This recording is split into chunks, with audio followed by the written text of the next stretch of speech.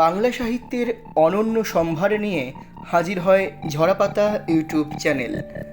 আজকের পর্বে আপনার জন্য শরদিন্দু বন্দ্যোপাধ্যায়ের ব্যোমকেশ কাহিনী রক্তমুখী নীলা।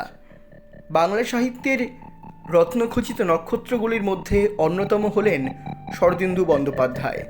তার জন্ম 1899 সালের 30শে মার্চ এবং মৃত্যু 1970 সালের 22শে সেপ্টেম্বর। ব্যোমকেশ ছাড়াও তার উল্লেখযোগ্য রচনার মধ্যে রয়েছে বিভিন্ন ঐতিহাসিক উপন্যাস, যেমন কালের মন্দিরা, গৌর মল্লার, তুমি সন্ধ্যার মেঘ, তুঙ্গভদ্রার তীরে, কুমার সম্ভবের কবি। শরদিন্দু নিজে বলেছেন, ইতিহাসের গল্প লিখেই বেশি তৃপ্তি পেয়েছি। মনে কেমন একটা সেন্স অফ ফুলফিলমেন্ট হয়। গৌর মল্লার ও তুঙ্গভদ্রার তীরে লেখার পর খুব তৃপ্তি পেয়েছিলাম। শরদিন্দু বন্দ্যোপাধ্যায় এছাড়াও সৃষ্টি করেছেন বরোদা সিরিজ এবং অন্যান্য গল্প, যা এখনও বেস্ট সেলার। এছাড়াও সদাশিবের কাণ্ড, শরদিন্দুর কিশোর কাহিনীগুলো আজও সমান জনপ্রিয়। শরদিন্দু বন্দ্যোপাধ্যায় লেখার মধ্যে রয়েছে ঝিন্দের বন্দি, দাদার কীর্তি, যা নিয়ে সিনেমাও তৈরি হয়েছে পরবর্তীকালে। তুঙ্গভদ্রার তীরে উপন্যাসের জন্য শরদিন্দু বন্দ্যোপাধ্যায় পশ্চিমবঙ্গ সরকারের রবীন্দ্র পুরস্কার পান এবং কলকাতা বিশ্ববিদ্যালয় কর্তৃক পান শরৎ স্মৃতি পুরস্কার। শুরু হচ্ছে আজকের গল্প, শরদিন্দু বন্দ্যোপাধ্যায়ের ব্যোমকেশ কাহিনী রক্তমুখী নীলা। টেবিলের ওপর পা তুলে ব্যোমকেশ পা নাচাচ্ছিল। খোলা সংবাদপত্রটা তার কোলের ওপরেই পড়ে। শ্রাবণের কর্মহীন সকালে দুজনে বাসায় বসে আছি। গত 4 দিন ঠিক এইভাবেই কেটেছে। আজকেও এই ধারা ধূসর দিনটা এইভাবে কাটবে ভাবতে ভাবতে বিমর্ষ হয়ে পড়েছিলাম। ব্যোমকেশ কাগজে মগ্ন, তার পা ইচ্ছে মতো নেচে চলেছে। আমি নীরবে একটা সিগারেট টেনে জ্বালালাম। কারো মুখে কথা নেই। কথা বলার অভ্যেস যেন ক্রমেই ছুটে গেছে, কিন্তু চুপ করে দুজনে কাহাতক বসে থাকা যায়। অবশেষে যা হোক, একটা কিছু বলবার উদ্দেশ্যেই বললাম, খবর কিছু আছে? ব্যোমকেশ চোখ না তুলে বলল, খবর গুরুতর। দুজন দাগী আসামি সম্প্রতি মুক্তি লাভ করেছে। একটু আশান্বিত হয়ে জিজ্ঞেস করলাম, কে তারা? একজন হচ্ছেন শরৎচন্দ্রের চরিত্রহীন, তিনি মুক্তি লাভ করেছেন বিচিত্রা নামক টকি হাউসে। আরেকজনের নাম শ্রীযুক্ত রমানাথ নিয়োগী, ইনি মুক্তি লাভ করেছেন আলিপুর জেল থেকে। 10 দিনের পুরনো খবর, তাই আজ কালকেতু দয়া করে জানিয়েছেন বলে সে ক্রুদ্ধ হতাশ ভঙ্গিতে কাগজখানা ফেলে দিয়ে উঠে দাঁড়ালো। বুঝলাম, সংবাদের অপ্রাচুর্যে বেচারা ভিতরে ভিতরে ধৈর্য হারিয়েছে। অবশ্য আমাদের পক্ষে নিষ্কর্মের অবস্থাই স্বাভাবিক, কিন্তু তাই বলে এই বর্ষার দিনে তাজা মুড়ি চাল ভাজার মতো সংবাদপত্রে দু একটা গরম গরম খবর থাকবে না? এটাই কেমন কথা। বেকারের দল তবে বাঁচে কিসের আশায়? তবু নাই মামার চেয়ে কানা মামা ভালো। বললাম, শরৎচন্দ্রের চরিত্রহীনকে তুমি চেনো, কিন্তু রমানাথ নিয়োগী মহাশয়ের সঙ্গে পরিচয় নেই। তিনি কে? ব্যোমকেশ ঘরময়ে পায়চারি করল। জানলা দিয়ে বাইরে বৃষ্টি ঝাপসা আকাশের পানে তাকিয়ে রইল। তারপর বলল, নিয়োগী মহাশয় নিতান্ত অপরিচিত নয়। কয়েক বছর আগে তার নাম খবরের কাগজে খুব বড় বড় অক্ষরেই ছাপা হয়েছিল, কিন্তু সাধারণ পাঠকের স্মৃতি এত কম যে 10 বছর আগের কথা মনে থাকে না। তা ঠিক, কিন্তু আমার প্রশ্নের উত্তর তো পেলাম না। কে তিনি? তিনি একজন চোর। ছিচকে চোর নয়, ঘটি বাটি চুরি করেন না। তার নজর কিছু উঁচু, মারিত গণ্ডার, লুটিত ভাণ্ডার। বুদ্ধিও যেমন অসাধারণ, সাহসও তেমনি অসীম। ব্যোমকেশ সখ্যাত দীর্ঘশ্বাস ফেলল। আজকাল আর এরকম লোক পাওয়া যায় না।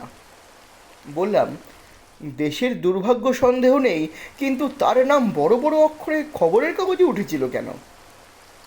কারণ শেষ পর্যন্ত তিনি ধরা পড়ে গিয়েছিলেন এবং প্রকাশ্য আদালতে তার বিচার হয়েছিল। টেবিলের ওপর সিগারেটের টিন রাখা ছিল। একটা সিগারেট তুলে ব্যোমকেশ যত্ন সহকারে ধরালো। তারপর আবার চেয়ারে বসে বলতে লাগলো, 10 বছর হয়ে গেল, কিন্তু এখনো ঘটনাগুলো বেশ মনে আছে। তখন আমি সবেমাত্র এ কাজ আরম্ভ করেছি, তোমার সঙ্গে দেখা হবারও আগে। দেখলাম উদাস ভরে বলতে বলতে আরম্ভ করে সে নিজেই নিজের স্মৃতিকথায় আকৃষ্ট হয়ে পড়েছে। বর্ষার দিনে যখন অন্য কোনো মুখরোচক খাদ্য হাতের কাছে নেই, তখন স্মৃতিকথাই চলুক। এই ভেবে আমি বললাম, গল্পটা বলো শুনি। ব্যোমকেশ বলল, গল্প কিছু নেই, তবে ব্যাপারটা আমার কাছে একটা কারণে রহস্যময় হয়ে আছে। পুলিশ খেটেছিল খুব এবং বাহাদুরিও দেখিয়েছিল অনেক, কিন্তু আসল জিনিসটি উদ্ধার করতে পারেনি। আসল জিনিসটি কি? তবে বলি শোনো। সে সময় কলকাতা শহরে হঠাৎ জহরত চুরির খুব ধুম পড়ে গিয়েছিল। আজ জহরলাল হীরালালের দোকানে চুরি, তো কাল দত্ত কোম্পানির দোকানে চুরি হচ্ছে, এই রকম ব্যাপার। দিন 15-র মধ্যে 5খানা বড় বড় দোকান থেকে প্রায় 3-4 লক্ষ টাকার হীরা জহরত লোপাট হয়ে গেল। পুলিশ সজোরে তদন্ত লাগিয়ে দিলে। তারপর একদিন মহারাজ রমেন্দ্র সিংহের বাড়িতে চুরি হলো। মহারাজ রমেন্দ্র সিংহের পরিচয় দিয়ে তোমায় অপমান করব না। বাঙালির মধ্যে তার নাম জানে না এমন লোক কমই আছে। যেমন ধনী তেমনই ধার্মিক। তার মত অনেক উঁচু। তার মতো সহৃদয় দয়ালু লোক আজকালকার দিনে বড় একটা দেখা যায় না। সম্প্রতি তিনি একটু বিপদে জড়িয়ে পড়েছেন, কিন্তু সে থাক। ভালো ভালো জহরত সংগ্রহ করা তার একটা শখ ছিল।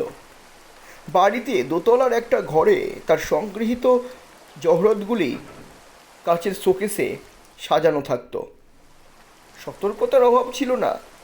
সেপাই শাস্ত্রী চৌকিদার অষ্টপ্রহর পাহারা দিত, কিন্তু তবু একদিন রাত্রিবেলা চোর ঢুকে দুজন চৌকিদারকে অজ্ঞান করে তার কয়েকটা দামি জহরত নিয়ে পালালো। মহারাজের সংগ্রহে একটা রক্তমুখী নীলা ছিল। সেটা তার অত্যন্ত প্রিয়। নীলাটাকে মহারাজ নিজের ভাগ্যলক্ষ্মী মনে করতেন, সর্বদা আঙুলে পরে রাখতেন। কিন্তু কিছুদিন আগে সেটা আংটিতে আলগা হয়ে গিয়েছিল বলে খুলে রেখেছিলেন। বোধহয় ইচ্ছে ছিল শ্যাকরা রাখিয়ে মেরামত করে আবার আঙ্গুলে পরবেন। চোর সেই নীলাটাও নিয়ে গিয়েছিল। নীলা সম্বন্ধে তুমি কিছু জানো কি না বলতে পারি না। নীলা জিনিসটা হিরে, তবে নীল হিরে। অন্যান্য হীরের মতো কিন্তু কেবল ওজনের ওপরেই এর দাম হয় না। অধিকাংশ সময়, অন্তত আমাদের দেশে, নীলার দাম ধার্য হয় এর দৈব শক্তির ওপর। নীলা হচ্ছে শনি গ্রহের পাথর। এমন অনেক শোনা গেছে যে পয়মন্ত নীলা ধারণ করে কেউ কেউ কোটিপতি হয়ে গেছে, আবার কেউ বা রাজা থেকে ফকির হয়ে গেছে। নীলা বা শনিদেবের পাথরের প্রভাব কখনো শুভ, কখনো বা ঘোর অশুভ। একই নীলা যে সকলের কাছে সমান ফল দেবে তার কোনো মানে নেই। একজনের পক্ষে যে নীলা মহাশুভকর, অন্যের পক্ষে সেই নীলাই সর্বনেশে হতে পারে। তাই নীলার দাম তার ওজনের ওপর নয়, বিশেষত রক্তমুখী নীলার। 5 রতি ওজনের একটা নীলার জন্যে আমি একজন মারোয়ারিকে 11,000 টাকা দিতে দেখেছি। লোকটা যুদ্ধের বাজারে চিনি আর লোহার ব্যবসা করে ডুবে গিয়েছিল। তারপর কিন্তু সে গল্প পরে একদিন বলবো। আমি কুসংস্কারাচ্ছন্ন গোড়া হিন্দু নই। ভূত প্রেত মারণ উচাটন বিশ্বাস করি না, কিন্তু রক্তমুখী নীলার অলৌকিক শক্তির ওপর আমার অটল বিশ্বাস। সে থাক, যা বলছিলাম, মহারাজ রমেন্দ্র সিংহের সেই নীলা চুরি যাওয়াতে তিনি মহা হইচই বাঁধিয়ে দিলেন। তার প্রায় 25-30 হাজার টাকার মণিমুক্ত চুরি গিয়েছিল, কিন্তু তার কাছে নীলাটা যাওয়াই সবচেয়ে মর্মান্তিক ঘটনা ছিল। তিনি ঘোষণা করে দিলেন যে চোর ধরা পড়ুক আর না পড়ুক, তার নীলা যে ফ্রি এনে দিতে পারবে তাকে তিনি 2000 টাকা পুরস্কার দেবেন। পুলিশ তো যথাসাধ্য করছিলই, এখন আরও উঠে পড়ে লেগে গেল। পুলিশের সবচেয়ে বড় গোয়েন্দা নির্মলবাবু তদন্তের ভার গ্রহণ করলেন। নির্মলবাবুর নাম বোধ হয় তুমি শোনোনি, সত্যিই বিচক্ষণ লোক। তার সঙ্গে আমার সামান্য পরিচয় ছিল, এখন তিনি রিটায়ার করেছেন। যা হোক, নির্মলবাবু তদন্ত হাতে নেবার 7 দিনের মধ্যেই জহরত চোর ধরা পড়ল। চোর আর কেউ নয়, এই রমানাথ নিয়োগী। তার বাড়ি খানাতল্লাশ করে সমস্ত চোরাই মাল বেরোলো, কেবল সেই রক্তমুখী নীলাটা পাওয়া গেল না। তারপর যথাসময়ে বিচার শেষ হয়ে রমানাথ 12 বছরের জন্য জেলে গেল, কিন্তু নীলার সন্ধান তখনও শেষ হলো না। রমানাথ কোনো স্বীকারোক্তি করলে না, শেষ পর্যন্ত মুখ টিপে রইল। ওদিকে মহারাজ রমেন্দ্র সিংহ পুলিশের পেছনে লেগে রইলেন। পুরস্কারের লোভে পুলিশ অনুসন্ধান চালিয়ে চলল। রমানাথ জেলে যাবার মাস 3 পরে নির্মলবাবু খবর পেলেন যে নীলাটা রমানাথের কাছেই আছে। কয়েকজন কয়েদি নাকি দেখেছে। জেলে পুলিশের গুপ্তচর কয়েদির ছদ্মবেশে থাকে তা তো জানোই, তারাই খবর দিয়েছে। খবর পেয়ে নির্মলবাবু হঠাৎ একদিন রমানাথের সেলে গিয়ে খানাতল্লাশ করলেন, কিন্তু কিছুই পাওয়া গেল না। রমানাথ তখন আলিপুর জেলে ছিল। কোথায় যে নীলাটা সরিয়ে ফেলে কেউ খুঁজে বার করতে পারল না। সেই থেকে নীলাটা একেবারে লোপাট হয়ে গেছে। পুলিশ অনেক চেষ্টা করেছিল, কিন্তু শেষ পর্যন্ত হতাশ হয়ে হাল ছেড়ে দিয়েছে। ব্যোমকেশ কিছুকাল চুপ করে বসে রইল। তারপর কতটা যেন নিজে নিজেই বলল, মন্দ প্রবলেম নয়, এলাচের মতো একটা নীল রঙের পাথর একজন জেলের কয়েদি সেটা কোথায় লুকিয়ে রাখলে? কেসটা যদি আমার হাতে আসতো, চেষ্টা করে দেখতাম। ব্যোমকেশের কথা শেষ হওয়ার আগেই সিঁড়ির ওপর পায়ের শব্দ শোনা গেল। আমি সোজা হয়ে উঠে বসলাম, বললাম, লোক আসছে ব্যোমকেশ, বোধহয় মক্কেল। ব্যোমকেশ কান পেতে শুনে বলল, বুড়ো লোক, দামি জুতো, এই বর্ষাতেও মচমচ করছে, সম্ভবত গাড়ি মোটরে ঘুরে বেড়ান, সুতরাং বড় মানুষ, একটু খুঁড়িয়ে চলেন। হঠাৎ উত্তেজিত স্বরে বলে উঠল, অজিত, তাও কি সম্ভব? জানলা দিয়ে গলা বাড়িয়ে দেখো তো প্রকাণ্ড একখানা রোলস রয়েস সামনে দাঁড়িয়ে আছে কি না। আছে, ঠিক ধরেছি তাহলে। কি আশ্চর্য যোগাযোগ অজিত, যার কথা হচ্ছিল সেই মহারাজ রমেন্দ্র সিংহ আসছেন। কেন আসছেন জানো? আমি সোৎসাহে বললাম, জানি, খবরের কাগজে পড়েছি তার সেক্রেটারি হরিপদ রক্ষিত সম্প্রতি খুন হয়েছে, সেই বিষয়ে হয়তো। দ্বারে টোকা পড়ল। দ্বার খুলে ব্যোমকেশ, আসুন মহারাজ বলে যে লোকটিকে সসম্ভ্রমে আহ্বান করল, সাময়িক কাগজপত্রে তার অনেক ছবি দেখে থাকলেও আসল মানুষটিকে এই প্রথম চাক্ষুষ করলাম। সঙ্গে লোকলক্করের আড়ম্বর নেই, অত্যন্ত সাদাসিধে ধরনের মানুষ, ঈষৎ রুগ্ন রোগা চেহারা, পায়ের একটা দোষ থাকতে একটু খুঁড়িয়ে চলেন, বয়স বোধ করেই 60 পার হয়ে গিয়েছে, কিন্তু বার্ধক্যের লোল চর্ম তাহার মুখকে কুৎসিত করতে পারেনি, বরং একটা স্নিগ্ধ প্রসন্নতা মুখের বিকারকে মহিমান্বিত করে তুলেছে।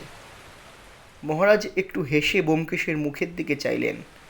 তার দৃষ্টি কিছু বিস্ময় প্রকাশ পেল। বললেন, আপনার ভাব দেখে মনে হচ্ছে আপনি আমার প্রতীক্ষাই করছিলেন। আমি আসবো সেটা কি আগে থাকতে অনুমান করেছিলেন নাকি? ব্যোমকেশও হাসল।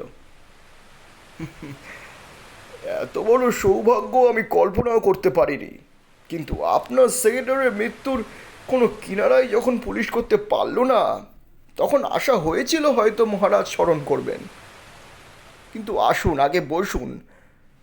মহারাজ চেয়ারে উপবেশন করে ধীরে ধীরে বললেন, হ্যাঁ, আজ 5 দিন হয়ে গেল, পুলিশ তো কিছুই করতে পারলে না। তাই ভাবলাম দেখি যদি আপনি কিছু করতে পারেন। হরিপদর ওপর আমার একটা মায়া জন্মে গিয়েছিল। তাছাড়া তার মৃত্যুর ধরনটাও এমন ভয়ঙ্কর। মহারাজ একটু থামলেন। অবশ্য সে সাধু লোক ছিল না, কিন্তু আপনারা তো জানেন ওই রকম লোককে সৎপথে আনবার চেষ্টা করা আমার একটা খেয়াল। আর সব দিক দিয়ে দেখতে গেলে হরিপদ নেহাত মন্দ লোক ছিল না। কাজকর্ম খুবই ভালো করত, আর কৃতজ্ঞতাও যে তার অন্তরে ছিল সে প্রমাণ আমি অনেকবার পেয়েছি। ব্যোমকেশ বলল, মাফ করবেন, হরিপদ বাবু সাধু লোক ছিলেন না এ খবর তো জানতাম না। তিনি কোনো দুষ্কার্য করেছিলেন? মহারাজ বললেন, সাধারণে যাকে তাকে আসামি বলে সে ছিল তাই। অনেকবার জেল খেটেছিল। শেষবার জেল থেকে বেরিয়ে যখন আমার কাছে। ব্যোমকেশ বলল, দয়া করে সব কথা গোড়া থেকে বলুন। খবরের কাগজের বিবরণ আমি পড়েছি বটে, কিন্তু তা এত অসম্পূর্ণ যে কিছুই ধারণা করা যায় না। আপনি মনে করুন আমরা কিছুই জানি না। সব কথা আপনার মুখে স্পষ্টভাবে শুনলে ব্যাপারটা একবার ভাবার সুবিধা হবে। মহারাজ বললেন, বেশ, তাই বলছি। তারপর গলাটা ঝাড়িয়ে নিয়ে আস্তে আস্তে বলতে আরম্ভ করলেন, আন্দাজ 6 মাসের কথা হবে। ফাল্গুন মাসের মাঝামাঝি হরিপদ প্রথম আমার সঙ্গে দেখা করতে এলো। আগের দিন জেল থেকে বেরিয়েছে। আমার কাছে কোনো কথাই গোপন করলে না।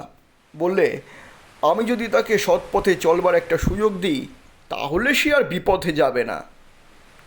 তাকে তার কথা শুনে দয়া হলো। বয়স বেশি নয়, 40-এর নিচেই, কিন্তু এরই মধ্যে 4 জেল খেটেছে। শেষবারে চুরি, জালিয়াতি, নাম ভারিয়ে পরের ক্ষেত্রে টাকা নেওয়া ইত্যাদি কয়েকটা গুরুতর অপরাধ লম্বা মেয়াদে সে জেল খেটেছে। দেখলাম অনুতাপও রয়েছে। জিজ্ঞেস করলাম, কি কাজ করতে পারো? বললে, লেখাপড়া বেশি শেখবার অবকাশ হয়নি। 19 বছর থেকে ক্রমাগত জেলই খাটছে, তবু নিজের চেষ্টায় শর্ট হ্যান্ড টাইপিং শিখেছে। যদি দয়া করে আপনি নিজের কাছে রাখেন, প্রাণ দিয়ে আপনার কাজ করব। হরিপদকে প্রথম দেখেই তার ওপর আমার একটা মায়া জন্মে গিয়েছিল।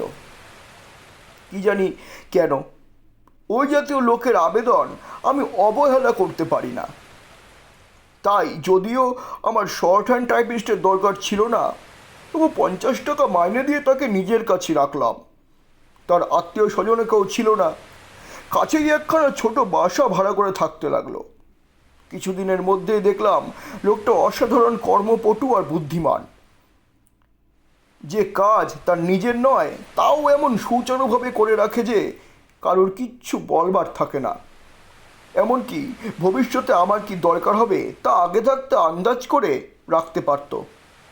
1-2 মাস যেতে না যেতেই সে আমার কাছে একেবারে অপরিহার্য হয়ে উঠল। হরিপদ না হলে কোনো কাজই চলে না যেন।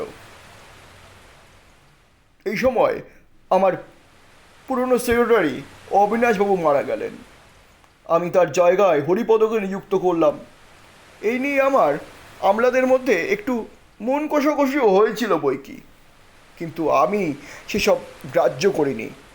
সবচেয়ে উপযুক্ত লোক বুঝেই হরিপদকে সেক্রেটারির পদ দিয়েছিলাম।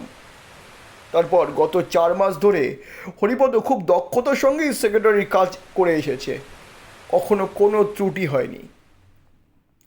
নিম্নতন কর্মচারীরা মাঝে মাঝে আমার কাছে তার নামে নালিশ করতো, কিন্তু সেসব নিতান্তই বাজে নালিশ। হরিপদর নামে কলঙ্ক পড়েছিল বটে, জেলের দাগ সহজে মোছে না, কিন্তু শেষ পর্যন্ত তার চরিত্র যে একেবারে বদলে গিয়েছিল তাতে সন্দেহ নেই আমার। আমার মনে হয় অভাবের তাড়নায় সে অসৎ পথে গিয়েছিল, তাই অভাব দূর হবার সঙ্গে সঙ্গেই তার যে কুকর্ম, তার যে কুবুদ্ধি সেটা কেটে গিয়েছিল। আমাদের জেলখানা খুঁজলে এই ধরনের কত লোক যে বেরোয় তার সংখ্যা নেই। সে যা হোক, হঠাৎ গত মঙ্গলবারে সে ব্যাপার একটা ঘটল যা একেবারে অভাবনীয়। খবরের কাগজে অল্প বিস্তর বিবরণ আপনারা পড়েছেন, তাতে যোগ করবার আমার বিশেষ কিছুই নেই। সকালবেলা খবর পেলাম হরিপদ খুন হয়েছে। পুলিশে খবর পাঠিয়ে নিজে গেলাম তার বাসায়, দেখলাম শোবার ঘরে মেঝেতে সে পড়ে আছে, রক্তের চারিদিক ভেসে যাচ্ছে। হত্যাকারী তার গলাটা এমন ভয়ঙ্করভাবে কেটেছে যে ভাবতেও আতঙ্ক হয় আমার। গলার নলি কেটে চিরে একেবারে ছিন্ন ভিন্ন করে দিয়েছে একেবারে। আপনারা অনেক হত্যাকাণ্ড নিশ্চয়ই দেখেছেন, কিন্তু এমন পাশবিক নৃশংসতা কখনো দেখেছেন বলে বোধ হয় না। এই পর্যন্ত বলে মহারাজ যেন সে ভয়ঙ্কর দৃশ্যটা পুনরায় প্রত্যক্ষ করছেন এমন চোখ মুখের ইঙ্গিত করলেন। ব্যোমকেশ জিজ্ঞাসা করল, তার দেহে আর কোথাও আঘাত ছিল না? মহারাজ বললেন, ছিল, তার বুকে ছুরির একটা আঘাত ছিল। ডাক্তার বলেন ওই আঘাতই মৃত্যুর কারণ। গলার আঘাতগুলো তার পরের, অর্থাৎ হত্যাকারী প্রথমে তার বুকে ছুরি মেরে তাকে মর্মান্তিক আহত করে, তারপর তার গলা ওইভাবে ছিন্ন ভিন্ন করেছে। কি ভয়ঙ্কর নিষ্ঠুরতা বলুন তো! আমি শুধু ভাবি কি উন্মত্ত আক্রোশের বশে মানুষ তার মনুষ্যত্ব বিসর্জন দিয়ে এমন হিংস্র জন্তুতে পরিণত হয়। কিছুক্ষণ আর কোনো কথা হলো না। মহারাজ বোধ করি মনুষ্য নামক অদ্ভুত জীবের অমানসিক দুষ্কৃতি করবার যে অফুরন্ত শক্তির কথা সেটাই ভাবছিলেন। ব্যোমকেশ ঘাড় হেঁট করে চিন্তাময় হয়ে রইল। সহসা ব্যোমকেশের আধবোঝা চোখের দিকে আমার নজর পড়ল। সঙ্গে সঙ্গে আমিও উত্তেজিত হয়ে উঠলাম। সেই চাহনি, বহুবার দেখেছে, ভুল হবার নয়, ব্যোমকেশ কোথাও একটা সূত্র পেয়েছে। মহারাজ অবশেষে মৌনতা ভেঙে বললেন, আমি যা জানি আপনাকে বললাম। এখন আপনার ইচ্ছে, পুলিশ যা পারে করুক, সেই সঙ্গে আপনিও আমার পক্ষ থেকে কাজ করুন ব্যোমকেশবাবু। এত বড় একটা নৃশংস হত্যাকারী যদি ধরা না পড়ে তাহলে সমাজের পক্ষে বিশেষ আশঙ্কার কথা। আপনার কোনো আপত্তি নেই তো? ব্যোমকেশ বলল, কিছু না, পুলিশের সঙ্গে আমার ঝগড়া নেই, বরঞ্চ বিশেষ প্রণয় আছে। আপত্তি কিসের? আচ্ছা, হরিপদ শেষবার কবছর জেল খেটেছিল আপনি জানেন? মহারাজ বললেন, হরিপদর মুখেই শুনেছিলাম। আইনের কয়েক ধারা মিলিয়ে তার 14 বছর জেল হয়েছিল, কিন্তু জেলে শান্তশিষ্ট থাকে বলে কিছু সাজা মাফ করে দেওয়া হয়েছিল, তাই তাকে 11 বছরের বেশি জেল খাটতে হয়নি। ব্যোমকেশ প্রফুল্লভাবে বলল, বেশ চমৎকার। হরিপদ সম্বন্ধে আপনি আর কিছু বলতে পারেন না? মহারাজ বললেন, আপনি ঠিক কোন ধরনের কথা জানতে চাইছেন বলুন তো ব্যোমকেশবাবু, দেখি যদি বলতে পারি। ব্যোমকেশ বলল, মৃত্যুর 2-4 দিন আগে তার আচার ব্যবহারে এমন কিছু লক্ষ্য করেছিলেন কি যা ঠিক স্বাভাবিক নয়? মহারাজ বললেন, হ্যাঁ, লক্ষ্য করেছিলাম। মৃত্যুর 3-4 দিন আগে একদিন সকালবেলা হরিপদ আমার কাছে বসে কাজ করতে করতে হঠাৎ অত্যন্ত অসুস্থ হয়ে পড়ে। তার ভাব দেখে আমার মনে হয়েছিল যে কোনো কারণে সে ভারী ভয় পেয়েছে। সে সময় আর কেউ আপনার কাছে ছিল না? মহারাজ একটু ভেবে বললেন, সে সময় কতগুলি ভিক্ষার্থীর আবেদন আমি দেখছিলাম। যতদূর মনে পড়ে একজন ভিক্ষার্থী তখন সেখানে উপস্থিত ছিল। তার সামনেই হরিপদ অসুস্থ হয়ে পড়ে। হ্যাঁ। একটু নীরব থেকে ব্যোমকেশ বলল, যাক, আর কিছু? অন্য সময়ের কোনো বিশেষ ঘটনা স্মরণ করতে পারেন কি? মহারাজ প্রায় 5 মিনিট গালে হাত দিয়ে বসে চিন্তা করতে লাগলেন। তারপর বললেন, একটা সামান্য কথা মনে পড়ছে, নিতান্তই অবান্তর ঘটনা, তবু বলছি আপনার যদি সাহায্য হয়। আপনি বোধহয় জানেন না, কয়েক বছর আগে আমার বাড়ি থেকে একটা দামি নীলা চুরি যায়। জানি বই কি। জানেন? তাহলে এও নিশ্চয় জানেন যে নীলাটা ফিরে পাবার জন্যে আমি 2000 টাকা পুরস্কার ঘোষণা করেছিলাম। তাও জানি, তবে সেই ঘোষণা এখনও বলবৎ আছে কি না জানি না। মহারাজ বললেন, ঠিক ওই প্রশ্নই হরিপদ করেছিল। তখন সে আমার টাইপিস্ট, সবেমাত্র কাজে ঢুকেছে। একদিন হঠাৎ জিজ্ঞাসা করলে, মহারাজ, আপনার যে নীলাটা চুরি গিয়েছিল সেটা এখনও ফিরে পেলে কি আপনি 2000 টাকা পুরস্কার দেবেন? তার প্রশ্নে কিছু আশ্চর্য হয়েছিলাম, কারণ এতদিন পরে নীলা ফিরে পাবার আর কোনো আশাই ছিল না আমার। পুলিশ আগেই হাল ছেড়ে দিয়েছিল। আপনি হরিপদর প্রশ্নের কি উত্তর দিয়েছিলেন? বলেছিলাম যদি নীলা ফিরে পায় নিশ্চয়ই দেব। ব্যোমকেশ তড়াক করে উঠে দাঁড়িয়ে বলল, মহারাজ, আমি যদি আজ ওই প্রশ্ন করি তাহলে কি সেই উত্তরই দেবেন? মহারাজ কিছুক্ষণ অবাক হয়ে তাকিয়ে থেকে বললেন, হ্যাঁ নিশ্চয়ই, কিন্তু। ব্যোমকেশ আবার বসে পড়ে বলল, আপনি হরিপদর হত্যাকারীর নাম জানতে চান? মহারাজের হতবুদ্ধি ভাব আরও বর্ধিত হলো। তিনি বললেন, আমি তো কিছুই বুঝতে পারছি না। আপনি হরিপদর হত্যাকারীর নাম জানেন নাকি? জানি, তবে তার বিরুদ্ধে প্রমাণ সংগ্রহ করা আমার কাজ নয়, সে কাজ পুলিশ করুক। আমি শুধু তার নাম বলে দেব, তারপর তার বাড়ি তল্লাশ করে প্রমাণ বার করা বোধহয় শক্ত হবে না। অভিভূত কণ্ঠে মহারাজ বললেন, কিন্তু এ যে ভেলকিবাজির মতো মনে হচ্ছে। সত্যি আপনি তার নাম জানেন? কি করে জানলেন? আপাতত অনুমান মাত্র, তবে অনুমান মিথ্যে হবে না। হত্যাকারীর নাম হচ্ছে রমানাথ নিয়োগী। রমানাথ নিয়োগী? কিন্তু কিন্তু নামটা পরিচিত মনে হচ্ছে। হবারই তো কথা। বছর দশেক আগে ইনি আপনার নীলা চুরি করে জেলে গিয়েছিলেন, সম্প্রতি জেল থেকে বেরিয়েছেন। মনে পড়েছে, কিন্তু সে হরিপদকে খুন করলে কেন? হরিপদের সঙ্গে তার কী সম্বন্ধ?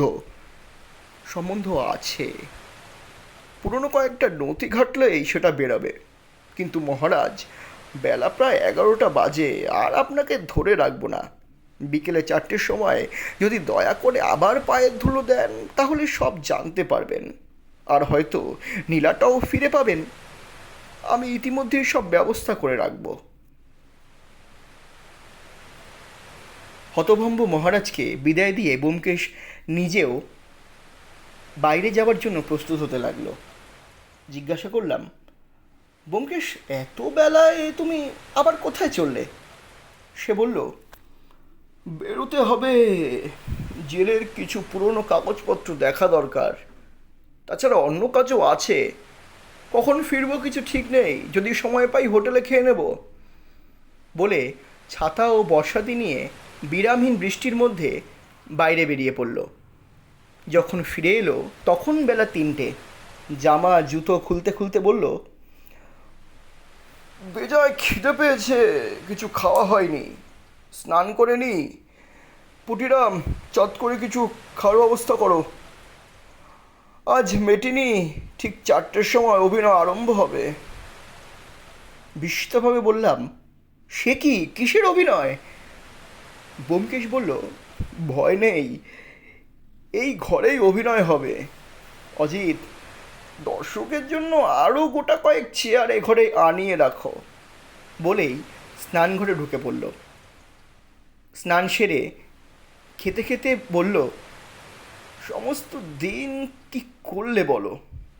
ব্যোমকেশ অনেকখানি অমলেট মুখে পুরে দিয়ে তৃপ্তির সঙ্গে চিবোতে চিবোতে বলল,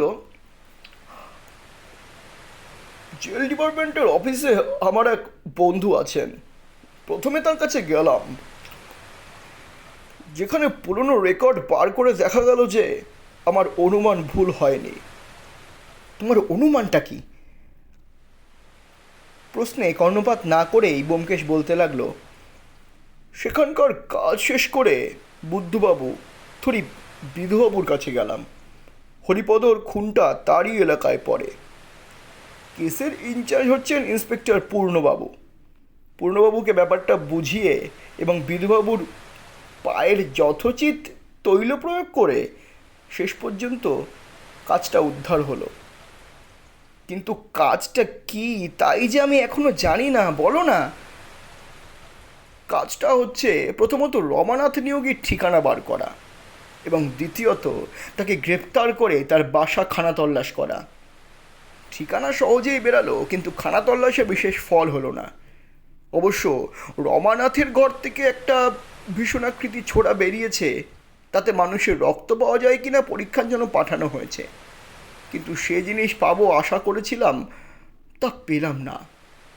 লোকটা লুকিয়ে রাখবার ক্ষমতা অসামান্য। কি জিনিস? মহারাজের নীলাটা। তারপর এখন কি করবে? এখন অভিনয় করব। রমানাথের কুসংস্কারে যা দিয়ে দেখব, যদি কিছু ফল পাই। ওই বোধহয় মহারাজ এলেন, বাকি অভিনেতারাও এসে পড়ল বলেই তড়িঘড়ি উঠে তাকালো ঘড়ির দিকে। আর কারা আসবে? রমানাথ আর তার রক্ষীরা। তারা এখানে আসবে? হ্যাঁ, বিধুবাবুর সঙ্গে সেই রকম ব্যবস্থাই হয়েছে। পুটিরাম, খাবারের বাসনগুলো সরিয়ে নিয়ে যাও। আর কিছু জিজ্ঞাসা করবার অবসর পেলাম না। মহারাজ এসে প্রবেশ করলেন। ঘড়িতে ঠং ঠং করে 4টে বাজল। দেখলাম মহারাজ রাজোচিত শিষ্টতা রক্ষা করেছেন। মহারাজকে সমাদর করে বসাতে না বসাতেই আরও কয়েকজনের পায়ের শব্দ শোনা গেল। কিছু পরেই বিধুবাবু, পূর্ণবাবু ও আরও 2জন সাব ইন্সপেক্টর সঙ্গে রমানাথ প্রবেশ করল। রমানাথের চেহারায় এমন কোনো বিশেষত্ব নেই যা দৃষ্টি আকর্ষণ করে। চুরিবিদ্যায় পারদর্শী হতে হলে বোধহয় চেহারাটা নিতান্ত চলনসই হওয়া দরকার। রমানাথের মাথায় ছোট করে চুল ছাটা, কপাল অপরিসর, চিবুক ছুচলো, চোখে সতর্ক চঞ্চলতা। তার গায়ে বহু বছরের পুরনো, সম্ভবত জেলে যাবার আগেকার চামড়ার বোতাম আঁটা 5 মিশালি রঙের স্পোর্টিং কোট এবং পায়ে অপ্রত্যাশিত একজোড়া রবারের বুট জুতো দেখে সহসা হাসির উদ্রেক হয়। ইনি যে একজন সাংঘাতিক ব্যক্তি সে সন্দেহ কারো মনে উদয় হতেই পারে না। ব্যোমকেশ আঙুল দেখিয়ে বলল, মহারাজ, লোকটিকে চিনতে পারেন কি? মহারাজ বললেন, হ্যাঁ, এখন চিনতে পারছি। এই লোকটাই সেদিন ভিক্ষে যাইতে গিয়েছিল। বেশ, এখন তাহলে আপনারা সকলে আসন গ্রহণ করুন। বিধুবাবু, মহারাজের সঙ্গে নিশ্চয়ই পরিচয় আছে আপনার। আসুন, আপনি মহারাজের পাশে বসুন। রমানাথ, তুমি এইখানে বসো। বলে ব্যোমকেশ রমানাথকে টেবিলের ধারে একটা চেয়ার নির্দেশ করল। রমানাথ কোনো কথা না বলেই চেয়ারে বসল। 2জন সাব ইন্সপেক্টর তার দুপাশে বসলেন। বিধুবাবু অভ্রবেদী গাম্ভীর্য অবলম্বন করে কটমট করে চারিদিকে তাকাতে লাগলেন। এই সম্পূর্ণ আইন বহির্ভূত ব্যাপার ঘটতে দিয়ে তিনি যে ভিতরে ভিতরে কতটা অস্বস্তি বোধ করছেন তা তার ভাবভঙ্গিতেই প্রকাশ পাচ্ছে। সকলে বসে পড়ার পর ব্যোমকেশ টেবিলের সামনে বসল। বলল, আজ আমি আপনাদের একটা গল্প বলবো। অজিতের গল্পের মতো কাল্পনিক গল্প নয়, সত্যি ঘটনা। যতদূর সম্ভব নির্ভুলভাবেই বলবার চেষ্টা করব। যদি কোথাও ভুল হয় রমানাথ সংশোধন করে দিতে পারবে। রমানাথ ছাড়া আরেকজন এই কাহিনী জানত, কিন্তু আজ সে বেঁচে নেই। এইটুকু ভূমিকা করেই ব্যোমকেশ তার গল্প আরম্ভ করল। রমানাথের মুখ কিন্তু নির্বিকার হয়েই রইল। সে মুখ তুলল না, একটা কথা বলল না, নির্লিপ্তভাবে আঙুল দিয়ে টেবিলের ওপর দাগ কাটলে লাগলো। রমানাথ জেলে যাবার পর থেকেই গল্প আরম্ভ করছি। রমানাথ জেলে গেল, কিন্তু মহারাজের নীলাটা সে কাছছাড়া করলে না, সঙ্গে করে নিয়ে গেল। কি কৌশলে সকলের সতর্ক দৃষ্টি এড়িয়ে নিয়ে গেল তা আমি জানি না, জানবার চেষ্টাও করিনি। রমানাথ ইচ্ছে করলে বলতে পারে। পলকের জন্য রমানাথ ব্যোমকেশের মুখের দিকে চোখ তুলেই আবার নিবিষ্ট মনে টেবিলের দাগ কাটতে লাগলো। ব্যোমকেশ বলতে লাগলো, রমানাথ অনেক ভালো ভালো দামি জহরত চুরি করেছিল, কিন্তু তার মধ্যে থেকে কেবল মহারাজের রক্তমুখী নীলাটাই যে কেন সঙ্গে রেখেছিল তা অনুমান করাই দুষ্কর। সম্ভবত পাথরের একটা সম্মোহন শক্তি ছিল। জিনিসটা দেখতেও চমৎকার, গাঢ় নীল রঙের একটা হীরা, তার ভেতর থেকে রক্তের মতো লাল রং ফুটে বেরাচ্ছে। রমানাথ সেটাকে সঙ্গে নেবার লোভ সামলাতে পারেনি। পাথরটা খুব পয়মন্ত, এ কথাও সম্ভবত রমানাথ শুনেছিল। দুর্নিয়তি যখন মানুষের সঙ্গ নেয় তখন মানুষ তাকে বন্ধু বলেই ভুল করে। যা হোক, রমানাথ আলিপুর জেলে রইল। কিছুদিন পরে পুলিশ জানতে পারল যে নীলাটা তার কাছেই আছে। যথাসময়ে রমানাথের সেলে খানতল্লাশ করা হলো। রমানাথের সেলে আরেকজন কয়েদি ছিল, তাকেও সার্চ করা হলো, কিন্তু নীলা পাওয়া গেল না। কোথায় গেল নীলাটা? রমানাথের সেলে যে দ্বিতীয় কয়েদি ছিল তার নাম হরিপদ রক্ষিত। হরিপদ পুরনো দাগি আসামি, ছেলেবেলা থেকে জেল খেটেছে, তার অনেক গুণ ছিল। যারা জেলের কয়েদি নিয়ে ঘাটাঘাটি করেছেন তারাই জানেন এক জাতীয় কয়েদি আছে যারা নিজেদের গলার মধ্যে পকেট তৈরি করে। ব্যাপারটা শুনতে খুবই আশ্চর্য, কিন্তু মিথ্যে নয়। কয়েদিরা টাকা করে জেলে নিয়ে যেতে পারে না, অথচ তাদের মধ্যে বেশিরভাগই নেশাখোর। তাই ওয়ার্ডারদের ঘুষ দিয়ে বাইরে থেকে মাদকদ্রব্য আনবার জন্য টাকার দরকার হয় বই কি। গলায় পকেট তৈরি করবার ফন্দি এই প্রয়োজন থেকে উৎপন্ন হয়েছে। যারা কাঁচা বয়স থেকে জেলে আছে তাদের মধ্যে এই জিনিসটা বেশি দেখা যায়। প্রবীণ পুলিশ কর্মচারী মাত্রই এসব কথা জানেন। কি জানেন না? হরিপদ ছেলেবেলা থেকে জেল খাটছে। সে নিজের গলায় পকেট তৈরি করেছিল। রমানাথ যখন তার সেলে গিয়ে রইল তখন দুজনের মধ্যে বেশ ভাব হয়ে গেল। ক্রমেই হরিপদর পকেটের কথা রমানাথ জানতে পারল। তারপর একদিন হঠাৎ পুলিশ জেলে হানা দিল। সেলের মধ্যে নীলা লুকোবার জায়গা নেই। রমানাথ নীলাটা হরিপদকে দিয়ে বললে, তুমি এখন গলার মধ্যে লুকিয়ে রাখো। হরিপদকে সেই নীলাটা আগেই দেখিয়েছিল এবং হরিপদরও সেটার ওপর দারুণ লোভ জন্মেছিল। সেই নীলাটা নিয়েই টপ করে গিলে ফেলল। তার কণ্ঠনালীর মধ্যে নীলাটা গিয়ে রইল। বলা বাহুল্য, পুলিশ এসে তখন তল্লাশি করল, কিন্তু কিছুই পেল না। এই ঘটনার পরদিনই হরিপদ হঠাৎ অন্য জেলে চালান হয়ে গেল। জেলের রেকর্ডে তার উল্লেখ আছে। হরিপদর ভারী সুবিধা হলো। সে বিশ্বাসঘাতকতা করল। যাবার আগে নীলাটা রমানাথকে ফিরিয়ে দিয়ে গেল না। রমানাথ কিছু বলতেও পারল না। চোরের মার কান্না কেউ শুনতে পায় না। সে মন দিয়ে খালি গুমড়ে রয়ে গেল। মনে মনে তখন থেকেই বোধ করে ভীষণ প্রতিহিংসার সংকল্প আঁটতে লাগলো রমানাথ নিয়োগী। এই সময় লক্ষ্য করলাম রমানাথের মুখের কোনো বিকার ঘটেনি বটে, কিন্তু রগ ও গলার শিরা দপদপ করছে, দুই চোখ রক্তাক্ত হয়ে উঠেছে। ব্যোমকেশ বলে চলল। তারপর একে একে 10টি বছর কেটে গেছে। 6 মাস আগে হরিপদ জেল থেকে মুক্তি পেল। মুক্তি পেয়েই সে মহারাজার কাছে এলো। তার ইচ্ছে ছিল মহারাজের সঙ্গে পরিচিত হয়ে ক্রমে নীলাটা তাকে ফেরত দেবে। বিনামূল্যে নয়, 2000 টাকা পুরস্কারের কথা সে জানত। ওই নীলা অন্যত্র বিক্রি করতে গেলেই ধরা পড়ে যেতে হবে, তাই সে চেষ্টাও সে করল না। কিন্তু প্রথম থেকেই মহারাজ তার প্রতি এমন সহৃদয় ব্যক্তির মতো ব্যবহার করলেন যে সে ভারী লজ্জায় পড়ে গেল। তবু সে একবার নীলার কথা মহারাজের কাছে তুলেছিল, কিন্তু শেষ পর্যন্ত নীলার বদলে মহারাজের কাছ থেকে টাকা আদায় করতে তার বিবেকে বেঁধে গেল। মহারাজের দয়ার গুণে হরিপদর মতো লোকের মনেও যে কৃতজ্ঞতার সঞ্চার হয়েছিল, এটা কম কথা নয়। ক্রমে হরিপদ দিন ঘনিয়ে আসতে লাগলো। 10 দিন আগে রমানাথ জেল থেকে মুক্তি পেয়ে বেরোলো। হরিপদ কোথায় তা সে জানতো না, কিন্তু এমনই দৈবের খেলা যে 4 দিন যেতে না যেতেই মহারাজের বাড়িতে রমানাথ তার দেখা পেয়ে গেল। রমানাথকে দেখার ফলেই হরিপদ অসুস্থ হয়ে পড়েছিল। হঠাৎ অসুস্থ হয়ে পড়বার তার আর কোনো কারণ ছিল না। যে প্রতিহিংসার আগুন 10 বছর ধরে রমানাথের বুকে ধিকি ধিকি জ্বলছিল তা একেবারে দুর্বোধ্য হয়ে গেল, দুর্বার হয়ে উঠেছিল।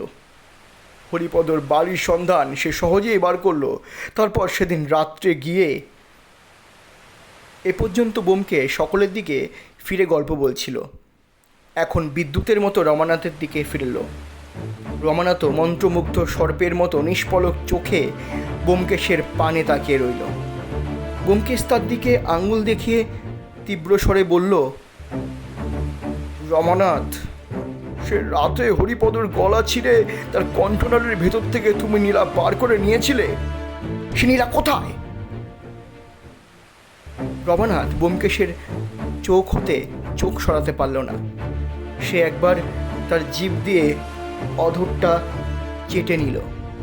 একবার চেয়ার ছেড়ে উঠে দাঁড়াবার চেষ্টা করলো, তারপর যেন অসীম বলে নিজেকে ব্যোমকেশ সম্মোহন দৃষ্টির নাগপাশ হতে মুক্ত করে বিকৃত কণ্ঠে বলে উঠল, আমি আমি আমি জানি না, আমি জানি না, হরিপদকে আমি খুন করিনি, ও হরিপদকার নাম জানি না, নীলা আমার কাছে নেই, এই আমার কাছে নীলা বলে আরক্ত বিদ্রোহী চোখে সে দুই হাত বুকের উপর চেপে রইল। ব্যোমকেশের আঙুল তখনও তার দিকে নির্দেশ করেছিল। আমাদের মনে হতে লাগলো যেন একটা মর্মগ্রাসী নাটকের অভিনয় দেখছি। দুটো প্রবল ইচ্ছাশক্তি পরস্পরের সঙ্গে মরণান্তক যুদ্ধে মেতেছে। শেষ পর্যন্ত কে জয়ী হবে তা দেখবার একাগ্র আগ্রহে আমরা নিষ্পলক হয়ে বসে রইলাম। ব্যোমকেশের কণ্ঠস্বরে একটা ভয়ঙ্কর দৈববাণীর সুর নেমে এলো। সে রমানাথের দিকে ঈষৎ ঝুঁকে তীব্র অনুচ্চ সুরে বলল, রমানাথ, তুমি জানো না কি ভয়ানক অভিশপ্ত ওই রক্তমুখী নীলা, তাই ওর মোহ কাটাতে পারছো না। ভেবে দেখো, যতদিন তুমি ওই নীলা চুরি না করেছিলে ততদিন তোমাকে কেউ ধরতে পারেনি। নীলা চুরি করেই তুমি জেলে গেলে। তারপর হরিপদর পরিণামটাও একবার ভেবে দেখো। সে গলার মধ্যে নীলা লুকিয়ে রেখেছিল, তার গলার কি অবস্থা হয়েছিল তা তোমার চেয়ে বেশি আর কেউ জানে না। এখনো যদি নিজের ইষ্ট চাও, ওই সর্বনাশা নীলা ফেরত দাও রমানাথ। নীলা নয় ওটা, ও কেউটে সাপের বিষ। যদি হাতে সে নীলা পড়ো, তোমার হাতে হাত করা পড়বে। যদি গলায় পড়ো, ওই নীলা ফাঁসির দড়ি হয়ে তোমার গলায় চেপে ধরবে রমানাথ, চেপে ধরবে। অব্যক্ত একটা শব্দ করে রমানাথ উঠে দাঁড়ালো। তার মনের ভেতর কিরূপ প্রবল আবেগের সৃষ্টি হয়েছিল তা আমরাও বুঝতে পারিনি। পাগলের মতো সে একবার চারিদিকে তাকালো, তারপর নিজের কোটের চামড়ায় বোতামটা সজোরে ছিঁড়ে দিয়ে বলল চিৎকার করে, চাই না, চাই না, এই নাও, এই নাও নীলা, এই নাও, আমাকে বাঁচাও, বাঁচাও বলে একটা দীর্ঘ শিহরিত নিঃশ্বাস ফেলে অজ্ঞান হয়ে মাটিতে পড়ে গেল। ব্যোমকেশ কপাল হতে তার ঘাম মুছল। দেখলাম তার হাত কাঁপছে। ইচ্ছাশক্তির যুদ্ধে সে জয়ী হয়েছে বটে, কিন্তু অবলীলাক্রমে নয়। রমানাথের নিক্ষিপ্ত বোতামটা ঘরের কোণে গিয়ে পড়েছিল। সেটা তুলে নিয়ে তার খোলস ছাড়াতে ছাড়াতে ব্যোমকেশ স্খলিত স্বরে বললেন, মহারাজ, এই নিন আপনার রক্তমুখী নীলা।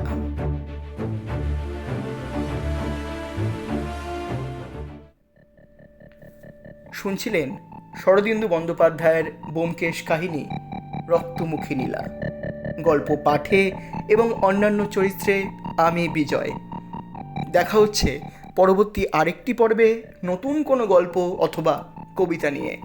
ততক্ষণ শুনতে থাকুন, পাশে থাকুন ঝরাপাতা ইউটিউব চ্যানেলের। ঝরাপাতা, কবিতার ও গল্পের কথা বিজয়ের সঙ্গে। চ্যানেলের বিষয়গুলি আপনার ভালো লাগলে লাইক, শেয়ার, কমেন্ট করতে ভুলবেন না। সাবস্ক্রাইব করে পাশে থাকবেন, আর সমস্ত নোটিফিকেশন পাওয়ার জন্য পাশের বেল আইকনটি অবশ্যই ক্লিক করবেন। সকলে ভালো থাকবেন, বাংলায় থাকবেন, বাংলার জন্য থাকবেন। ধন্যবাদ।